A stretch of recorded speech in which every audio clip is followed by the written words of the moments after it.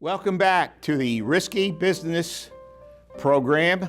We are here in the SMC, Sports Medicine Concept Studio.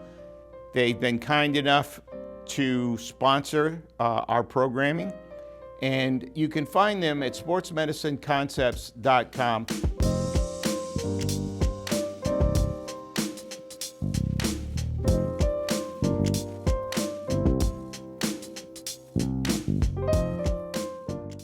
So here we are, back in the studio, and it's been a while. And I was watching on the tube and following this bridge collapse in Pittsburgh. And it made me think of the phrase burning bridges. Why? Because that's the way my sick mind works.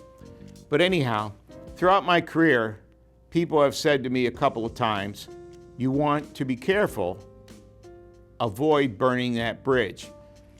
And anytime anybody says that to me, I jump up, grab my flamethrower, and I torch it. It's just one of those things, the way my mind is wired. I see it as a challenge. I see it a little bit threatening and controlling. So I wanted to address that, because every time someone has said to me, I torch the bridge. And it always has been to my benefit for a couple of reasons. One, they use that as a controlling feature. And after you torch that bridge, you find out there are so many avenues, because as an entrepreneur, you can get tied to that, or even as an employee, you can get tied to that bridge, and you don't even know it. So when somebody says that to me, I just want to jump up and torch it. So my best story behind this is story's a little bit dated, somewhere around 1997. I got a rather large order which required ordering specialty steel, special alloy steel. And the customer shared with me where they had been buying it in the past. So I reached out to that particular distributor, which happened to be in New Jersey. And I called up and I said, introduced myself. And I said, I'd like to buy X amount of steel. And the order was about $25,000 worth of steel. And the owner of the steel distributorship said, I don't know who you are, which is a good question. I've never done business with you before. You're going to have to pay cash. And I said, well, I've got a note from the bank that says the cash is in there and I can send you a certified check. And he said, no, you're just going to have to send me the money, wire me the money.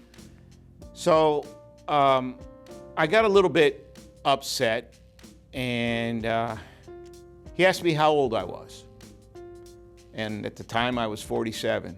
And he said, listen, young man, you don't want to burn this bridge, because I'm the only one that can supply that particular alloy steel. I'm the only one in the US. And I said, I tell you what, I am going to wire money to you. I'm going to wire $10,000 to you. That'll be enough to get me started. And then I'm going to spend the rest of my time finding another steel supplier. And he just laughed at me. He said, you won't find anybody. And again, you don't want to burn that bridge. So I sent him the money. He sent me the steel. And it didn't take me too long before I found another steel supplier. In fact, I think I found another steel supplier by the week's end. And that steel supplier happened to be in Canada. And oh, by the way, gave me better prices than the guy in New Jersey. Trucked them right down to my factory. So here we are, we're rolling along, steel's rolling in. I think maybe 3 months go by.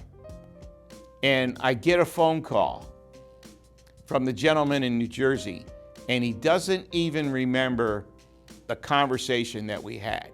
He just said, hey, I'm here in New Jersey, I'm a steel distributor, and I heard through the grapevine that you got this big order for this specialty alloy steel. And he said, I'm the only place that you can get it. And I said, you don't even remember talking to me, do you? And he goes, no. And I said, well, I'm that young whippersnapper that you told not to burn the bridge. And I said, you remember what I told you? And he goes, no. I said, I was going to spend the rest of my life trying to find another steel supplier. And I did. And he goes, where? I said, I'm under no obligation to tell you.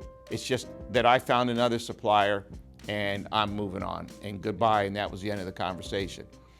And that's probably my best burn the bridge story.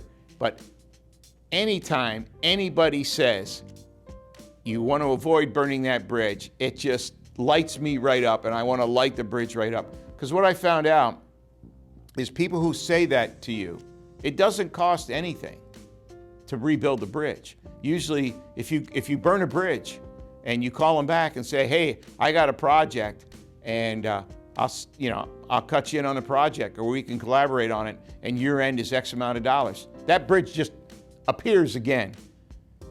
So that's my story for this episode of Risky Business. Risky Business out.